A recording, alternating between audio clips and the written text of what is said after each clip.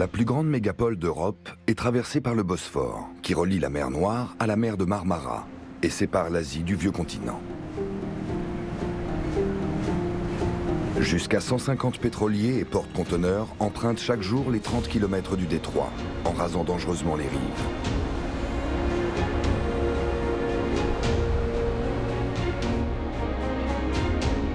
Il n'y a pas au monde, nulle part, un si beau spectacle, écrivait en son temps Casanova. Une invitation à se laisser porter au gré du courant. Istanbul est le terminus de la route de la soie, le plus ancien itinéraire commercial entre l'Asie et l'Europe. Abricots, tulipes et porcelaines sont arrivés jadis en Europe par le Bosphore. Un commerce qui a favorisé les échanges et le développement.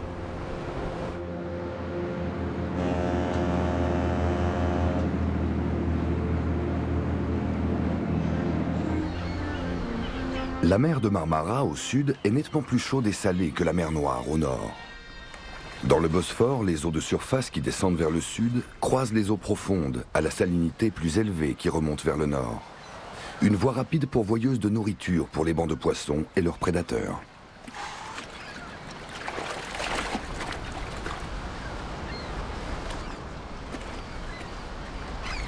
Grands dauphins, marsouins et dauphins communs sont les enfants du Bosphore.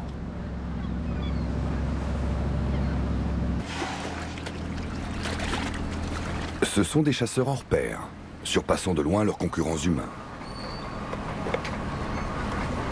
Leur survie ici tient du miracle, tant la pollution y est importante, et les hélices de bateaux, mutilantes, nombreuses. Ces cétacés sont les emblèmes de la ville, au même titre que les infatigables pêcheurs à la ligne du pont de Galata.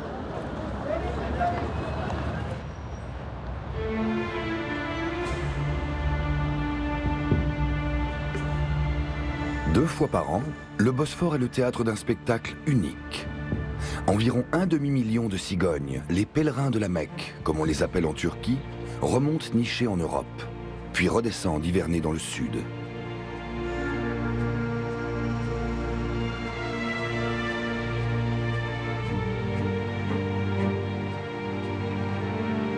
Les cigognes s'orientent en utilisant leur boussole interne et les étoiles. Au cours de ce voyage migratoire, elles s'appuient aussi sur des repères visuels comme le détroit du Bosphore.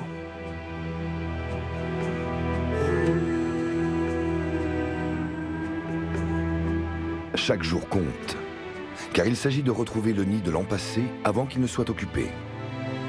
Mais gare à ne pas arriver trop tôt, au risque de trouver la nourriture encore enfouie sous la neige et la glace.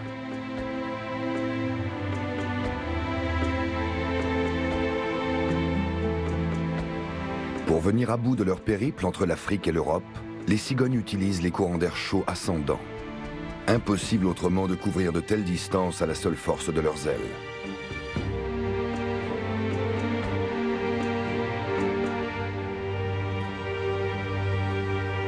Istanbul est une étape incontournable de leur parcours.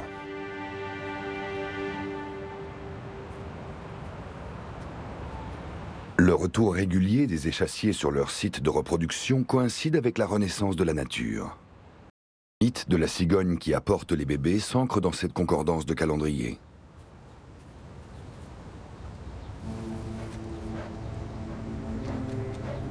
Les vastes étendues anatoliennes abritent une grande biodiversité, parmi laquelle on trouve environ 7000 loups gris. L'animal est une figure marquante des contes de notre enfance. Mais ce nouvel arrivant n'en est pas un.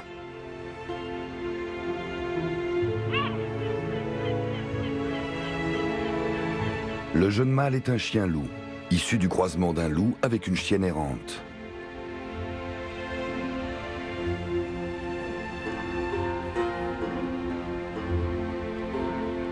Le printemps est riche en rencontres spectaculaires. À Istanbul, c'est l'arrivée des cigognes noires, que l'on a rarement l'occasion d'observer dans leur habitat en Europe. Des dizaines d'entre elles rejoignent leur site de reproduction, où elles nicheront à l'abri des regards.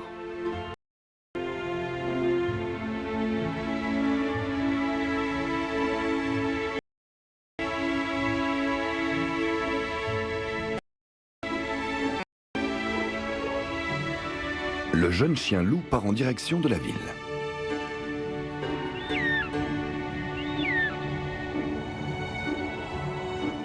du printemps, le circaète Jean Leblanc et la buse des steppes effectuent leurs manœuvres entre les ponts du Bosphore. 250 000 rapaces, dont 5 000 circaètes Jean Leblanc et 100 000 buses variables, remontent alors vers l'Europe.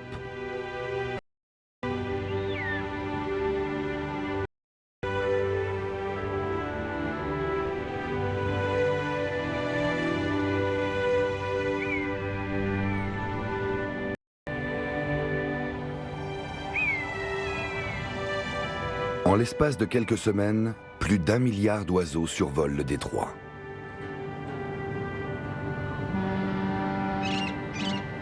Pour les hôtes à l'année des jardins et des parcs stambouliotes, le printemps réserve d'autres préoccupations. L'écureuil du Caucase fait partie de la faune autochtone. Istanbul marque la limite occidentale de son aire de répartition.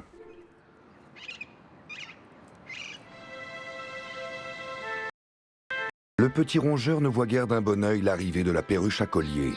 Et pour cause, celle-ci aime nicher dans les trous d'arbres où il a élu domicile.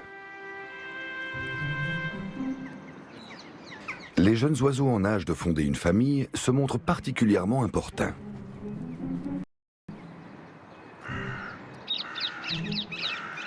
Seuls les lieux peuvent batifoler sans modération.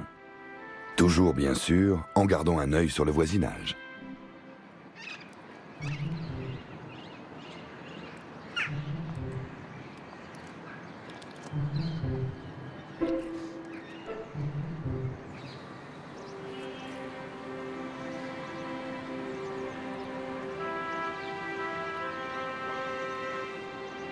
Au printemps, avant que le feuillage n'apparaisse, on peut encore surprendre quelques moments d'intimité.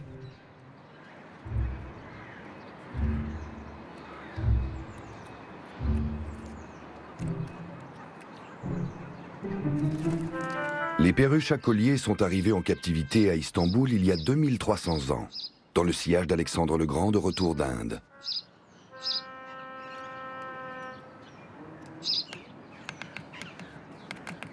Si le pic-et-pêchette et l'écureuil ont leurs exigences, la perruche à collier est passée maître dans l'art de l'adaptation.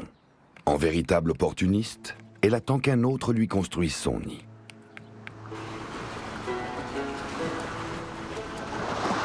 La rive orientale du Bosphore est une zone militaire interdite sur plusieurs kilomètres. Une enclave sauvage avec un accès à la côte dont profite le jeune chien loup. Son instinct le pousse encore à jouer, mais aussi, déjà, à rejoindre une meute.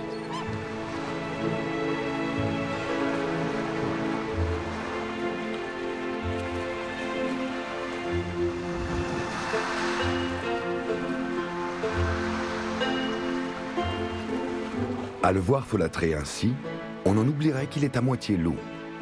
Le jeune carnivore aura bien du mal à trouver une partenaire. Il a déjà dû quitter des territoires occupés par d'autres. Le sort qui l'attend dans la grande ville reste pour le moins incertain.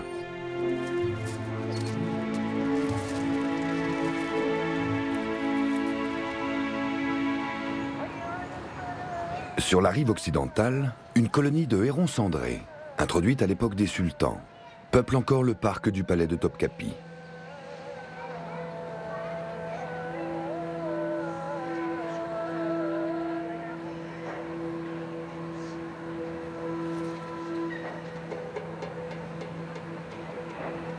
À Istanbul, le ciel grouille d'une vie sauvage foisonnante qui niche dans les cimes des platanes.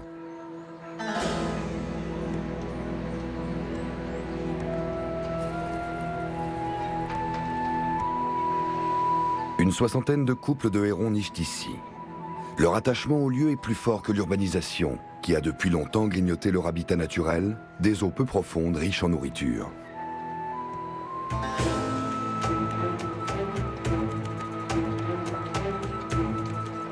Les cimes leur offrent un abri sûr et les matériaux de construction ne manquent pas.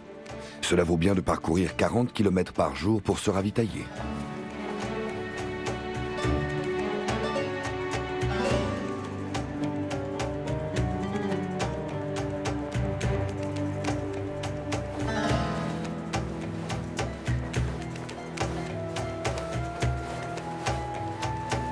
Les oiseaux ramènent inlassablement des branches. Un comportement inné source de distraction et de joie pour les visiteurs les plus attentifs du parc, 20 mètres plus bas.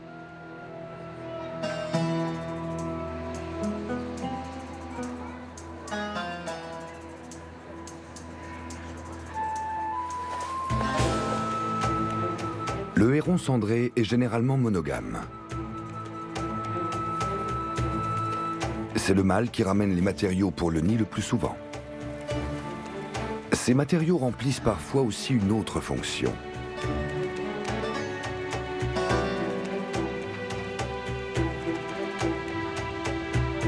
Si dans les allées, la cueillette des fleurs est formellement interdite, dans les cimes, en revanche, on fait fi de ces règles.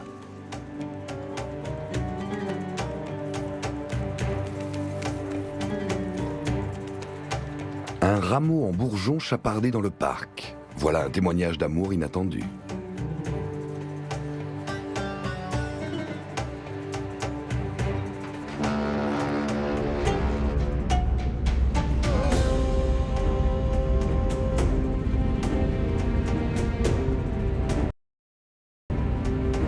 Le Bosphore est un espace de rencontre.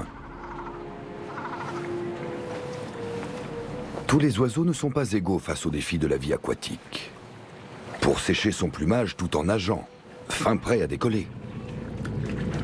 Prendre toutes sortes de moyens de transport en marche. Ou simplement savoir plonger, il faut faire preuve d'ingéniosité.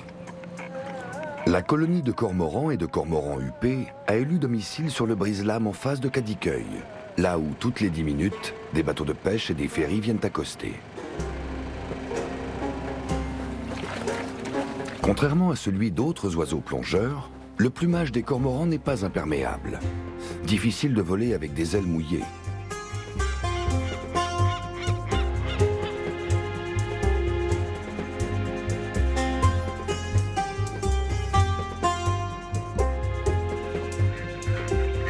Les cormorans huppés sont des bâtisseurs très inspirés.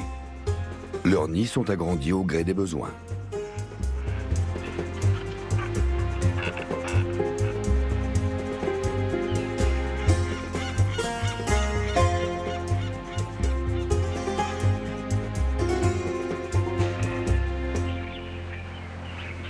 Dans une colonie nicheuse aussi densément peuplée, les querelles de voisinage sont fréquentes.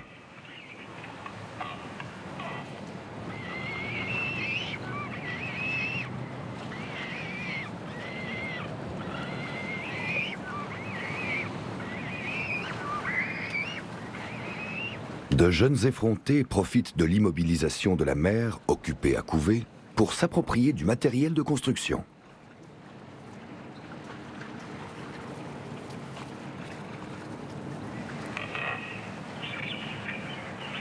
On emporte en vitesse tout ce qu'on peut, et tant pis si on vole sa propre famille. Mais il est trop tard pour filer en douce. Le mâle répond à la provocation. Secouer la tête en étirant la gorge. Une posture de menace typique.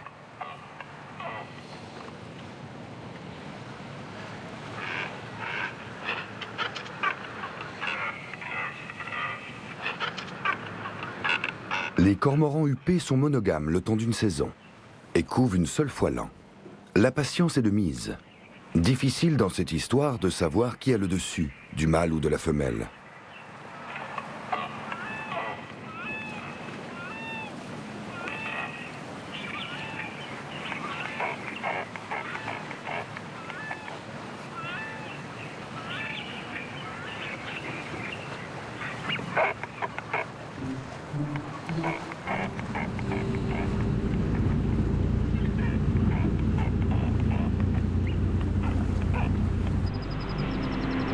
À Istanbul, la faune sauvage fait preuve d'une faculté d'adaptation indéniable en matière de logement.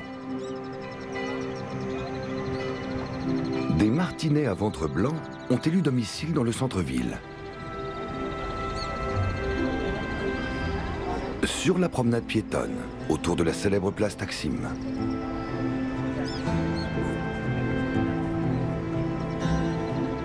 Ces oiseaux appartiennent, comme les colibris, à l'ordre des apodiformes. Ils peuvent voler pendant plusieurs mois sans jamais se poser.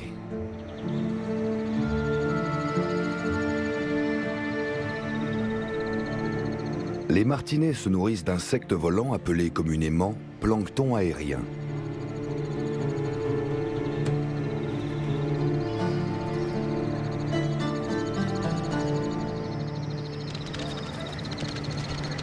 Les abris qu'ils ont choisis sur la place Taksim ne sont pas sans poser problème. Une petite transformation comme la pose d'un fil métallique de paratonnerre, et voilà qui complique l'atterrissage dans le nid.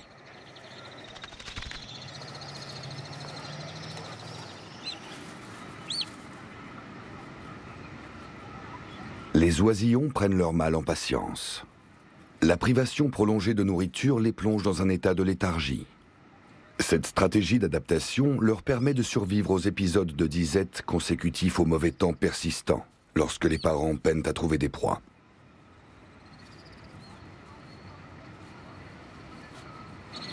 Une observation attentive du martinet à ventre blanc réserve bien des surprises. Dès le premier jour de son éclosion, l'oiseau est parasité par une mouche qui ne le quittera plus jamais, la cratérine du martinet. Ce petit vampire solidement accroché au plumage de son hôte se nourrit de son sang, mais ne constitue pas une menace.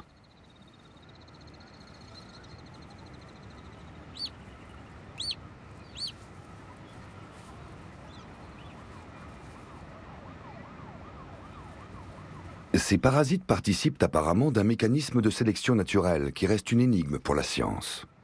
Une forte attaque parasitaire, loin de décimer les colonies de martinets, semble au contraire les renforcer.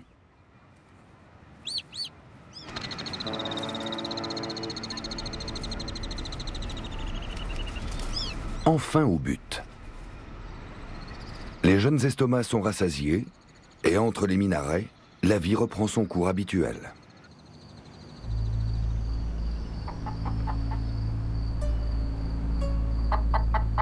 Retour auprès du jeune chien loup qui a atteint le sud de la ville.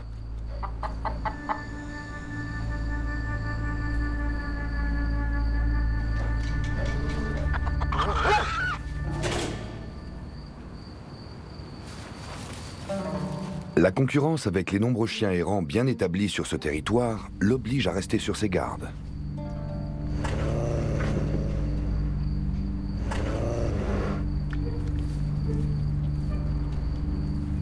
Si l'arrivée dans les quartiers d'habitation d'Istanbul ouvre de nouvelles opportunités, elle génère aussi de nouveaux risques pour le chien loup, qui attend la tombée de la nuit pour poursuivre son chemin.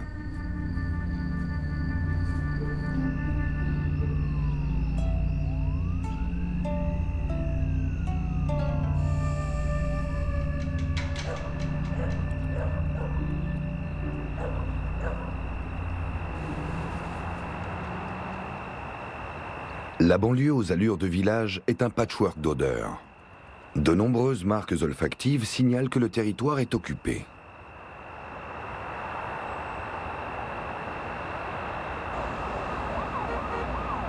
En revanche, rares sont les chiens à avoir marqué de leur odeur le pont au-dessus du Bosphore.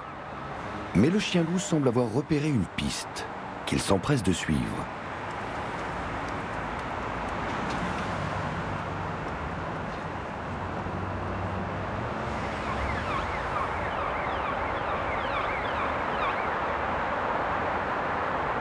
À Istanbul, les ponts ne se vident qu'au petit matin, brève accalmie avant le retour des heures de pointe.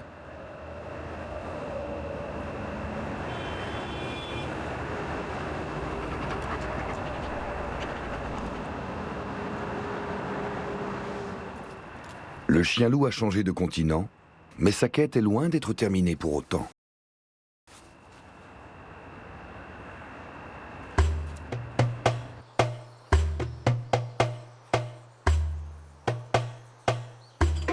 Vu du ciel, le palais de Topkapi, résidence des sultans ottomans pendant des siècles, se dévoile dans son écrin de verdure. Peu de visiteurs remarquent la faune exotique perchée au-dessus de leur tête.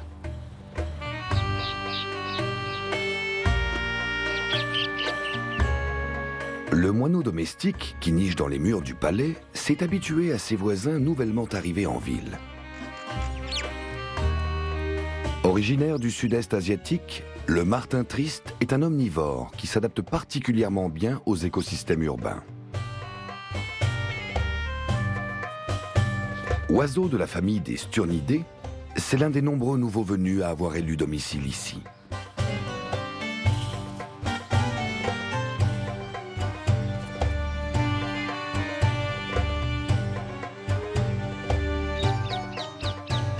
La perruche Alexandre, un peu plus grosse que sa cousine la perruche à collier, est elle aussi nouvelle. Elle contrôle désormais la partie supérieure du parc.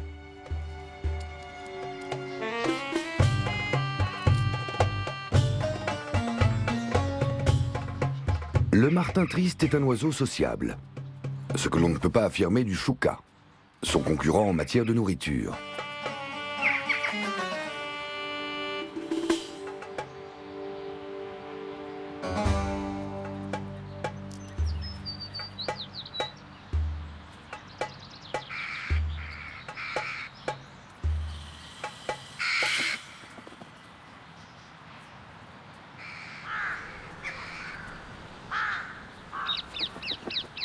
La perruche Alexandre est exclusivement végétarienne. 2 étages plus bas, une corneille mantelée met la table. Omnivore, elle s'est habituée à la nourriture laissée par les visiteurs du parc et est experte pour la dénicher dans les endroits les plus difficiles d'accès.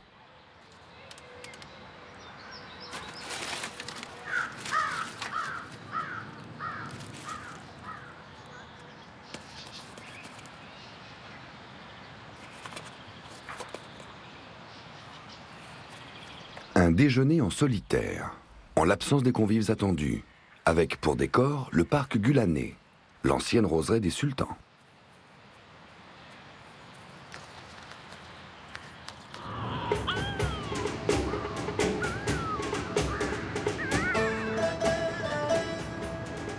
Ils sont omniprésents et pêchent en journée. Pourtant, on sait d'eux peu de choses. Les puffins de Méditerranée sont les pêcheurs les plus rapides et les plus élégants du Bosphore.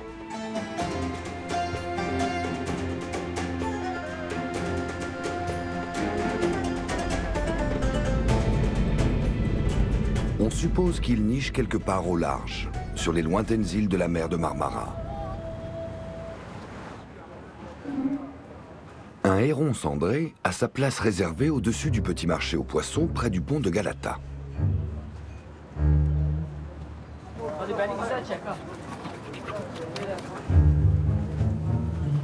Il est à pied d'œuvre tous les jours pour le nettoyage des poissons.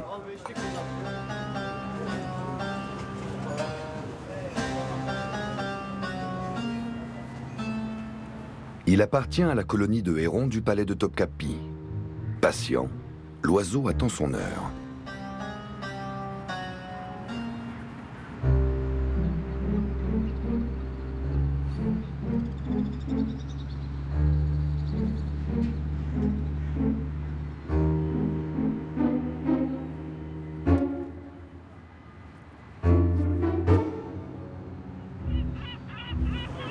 Le petit marché aux poissons, où viennent accoster les ferries en provenance de la Corne d'Or, est l'endroit favori de l'oiseau. De temps en temps, il s'aventure à terre parmi la foule pour récupérer sa part. À ses risques et périls.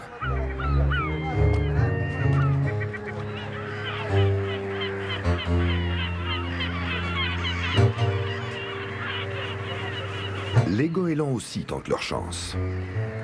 Mais il est difficile de rivaliser avec l'élégant pêcheur de poissons, qui fait montre d'une technique bien à lui pour engloutir son repas.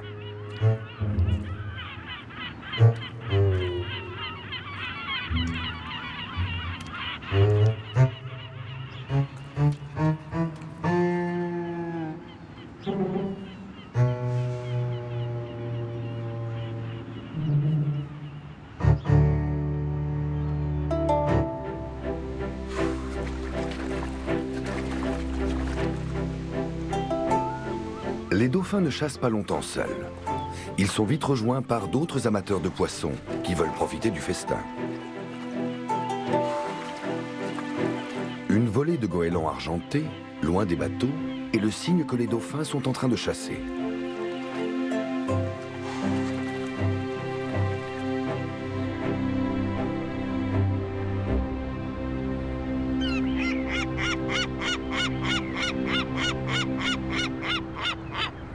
Les goélands nichent à même le sol. Mais dans les villes comme Istanbul, ils lui préfèrent la sécurité des toits.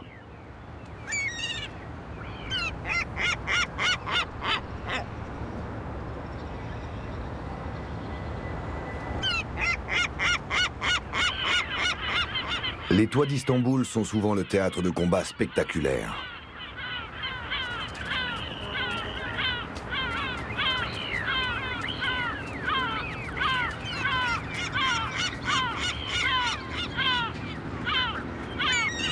Les goélands défendent farouchement leurs petits contre tout congénère qui s'approcherait de trop près.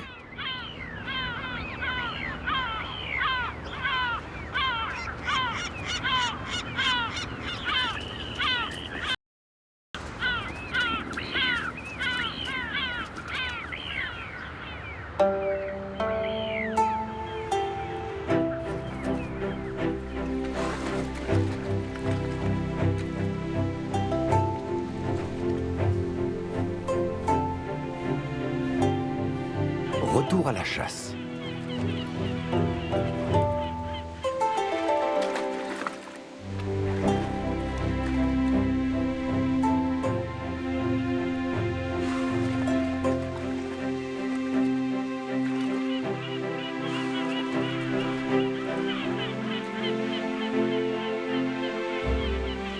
Les oisillons ne sortent du nid qu'à l'approche de la nourriture.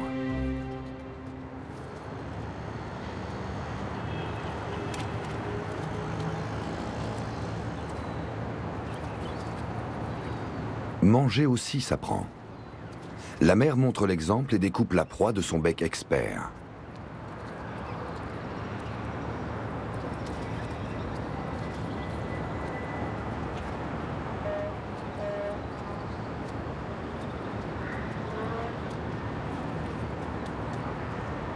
On garde le meilleur pour le dessert.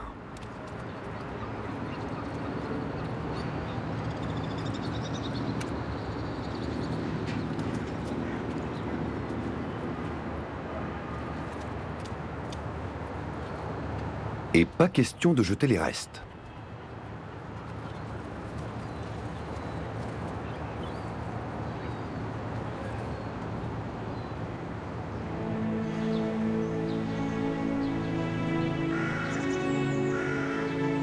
La forêt de Belgrade, refuge des stambouliotes lors des chaudes journées d'été. Elle abrite des sangliers, des chevreuils et, comme en ville, des bandes de chiens à demi sauvages.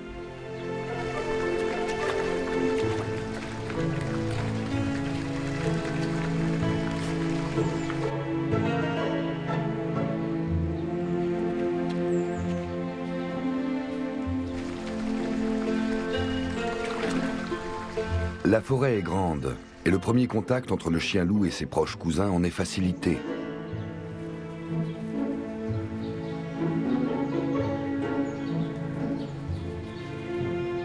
Pour être accepté au sein du groupe, le chien-loup doit passer l'examen rituel des odeurs et se soumettre à la hiérarchie établie. La réussite de l'entreprise dépend de nombreux facteurs. Mais il s'agit avant tout de savoir si le chien dominant est prêt à laisser le nouveau venu s'approcher de lui.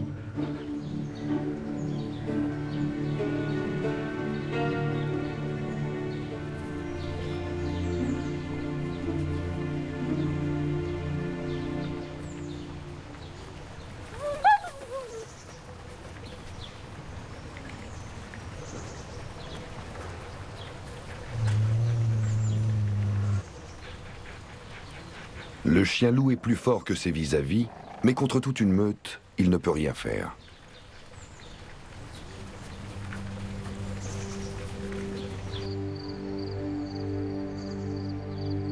Après la prise de Belgrade par les Ottomans en 1521, des milliers de prisonniers serbes furent amenés ici pour remettre en état les anciens aqueducs romains. La forêt de Belgrade tire son nom de cette époque. Aujourd'hui encore, son eau est acheminée jusqu'au cœur d'Istanbul.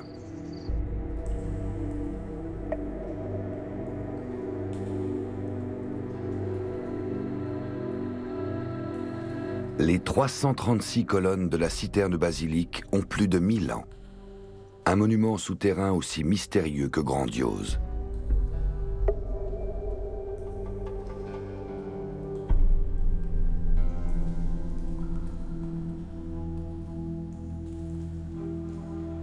Peu savent que l'endroit renferme des poissons.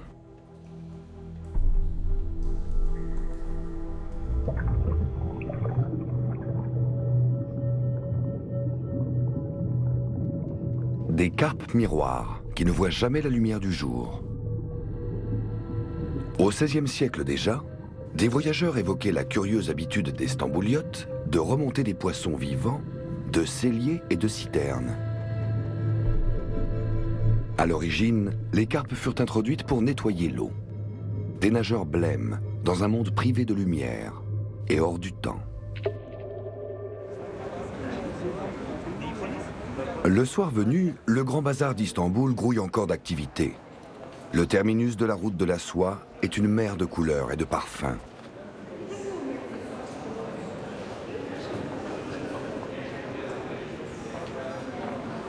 Les hérons gagnent leur dortoir, où ils dormiront en lieu sûr, tandis que les banlieusards quittent la ville.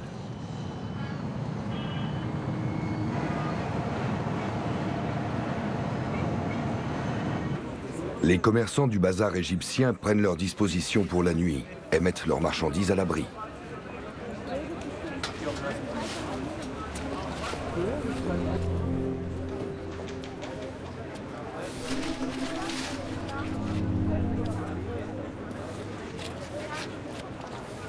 C'est à présent l'heure des chasseurs nocturnes, attirés par l'abondance des restes de nourriture et autres aubaines.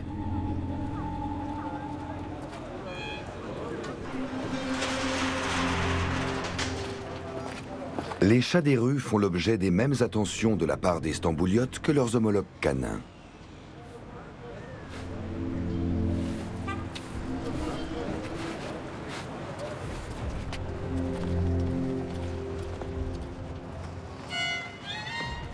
Une fois que les derniers marchands ont quitté les ruelles tortueuses, les chats prennent possession des lieux.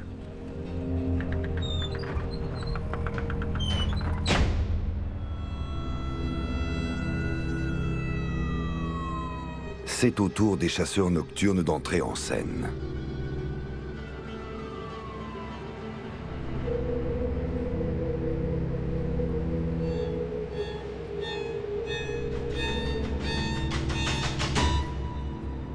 La présence massive des rats remonte à la naissance même du bazar. Pour les chats, ces rongeurs agressifs ne sont pas des proies aisées. Le risque est grand de se faire mordre. Pour venir à bout des rats, les marchands du Caire et d'Alexandrie importèrent il y a plusieurs siècles un spécialiste en la matière.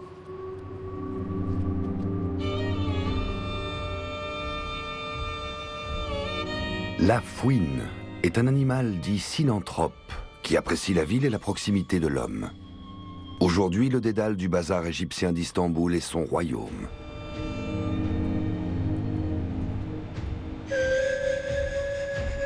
D'un commun accord, chats et fouines préfèrent s'éviter.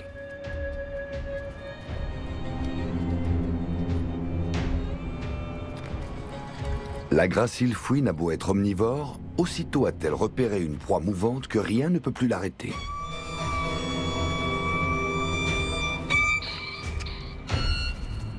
La ville peut se féliciter d'avoir introduit des fouines dans son centre historique.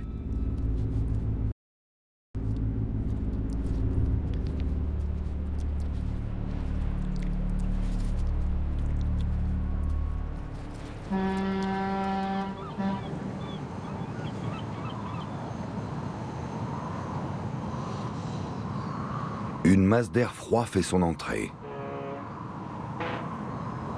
En automne, Istanbul est livré au vent. Après le Poyraz, un vent du nord-est qui apporte de la fraîcheur en été, c'est au tour du Lodos, venu du sud, de souffler. Ce vent, dit-on, rend fou les hommes comme les animaux. Des jours comme celui-ci, il n'est pas rare de voir des sangliers se mêler au trafic maritime.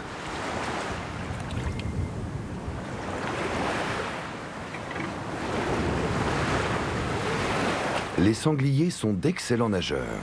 notamment parce qu'ils possèdent la particularité de pouvoir fermer leurs naseaux.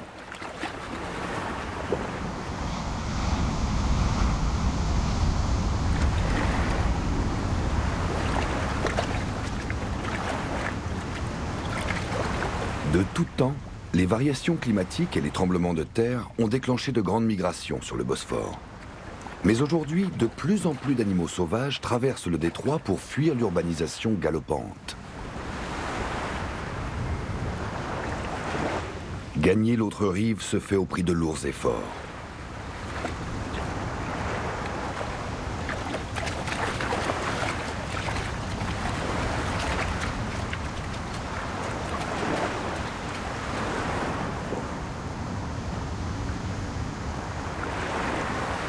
Tandis que le nageur rejoint la sécurité des forêts, un autre animal se voit confronté à de nouveaux problèmes. La ville au bord du Bosphore compte aujourd'hui plus d'habitants que Paris.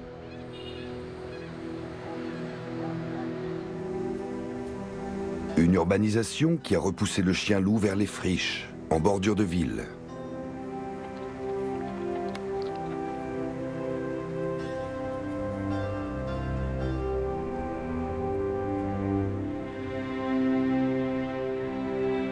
Les cigognes ne font pas forcément partie de son régime alimentaire. Difficile en outre, parmi les milliers d'oiseaux rassemblés, de cibler une proie en particulier.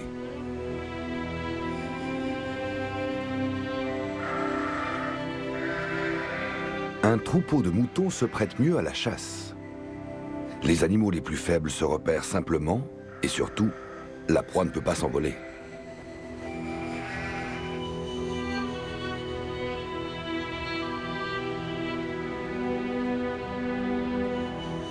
À l'automne, quand elles descendent vers le sud, les cigognes sont plus nombreuses qu'au printemps, car elles sont à présent accompagnées de leurs petits.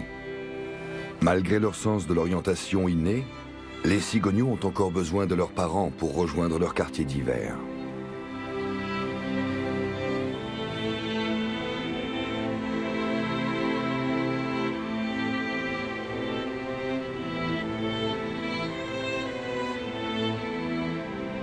Après plusieurs jours d'attente, les oiseaux testent au petit matin les courants thermiques.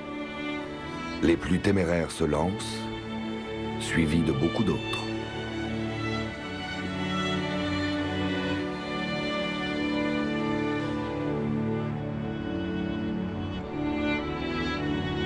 Ces individus, qui l'année durant privilégient la solitude, se synchronisent pour former une gigantesque nuée.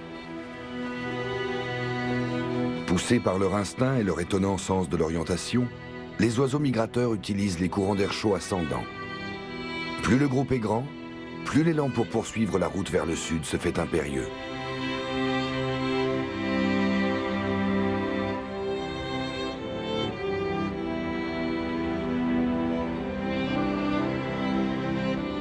Un vent favorable souffle enfin, et des milliers de cigognes blanches prennent ensemble la route vers leur quartier d'hiver africain.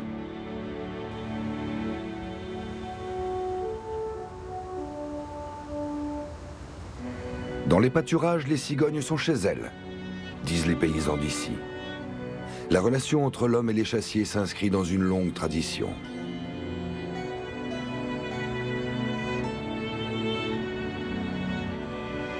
Il y a quelques années encore, existait un hôpital pour cigognes, qui recueillait les oiseaux blessés ou trop épuisés pour continuer la route.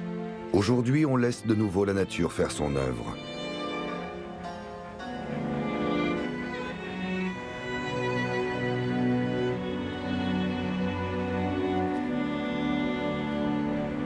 Par une des dernières chaudes journées d'été, le chien-loup finit par céder à la tentation. Les voyageuses à plumes réveillent chez lui l'envie de jouer.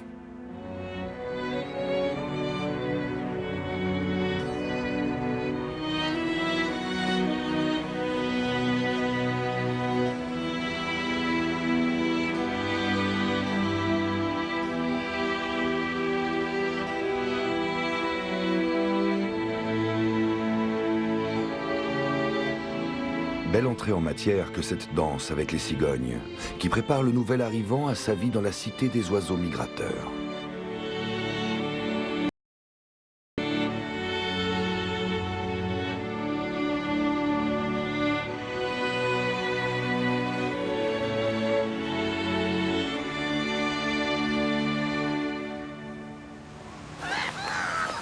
Avec l'arrivée des moitrieuses, l'hiver fait doucement son entrée. Elles sont rapidement suivies par d'autres voyageurs.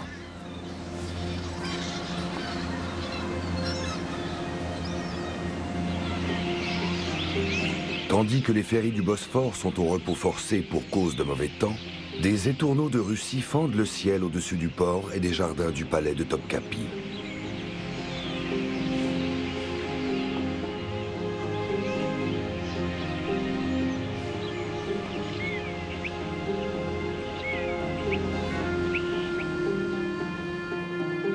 Certains jours, l'habit blanc des derviches vient un temps recouvrir la ville. Il en faut plus pour impressionner la faune sauvage d'Istanbul. Ici, tout le monde a sa place. Les locaux comme ceux venus d'ailleurs.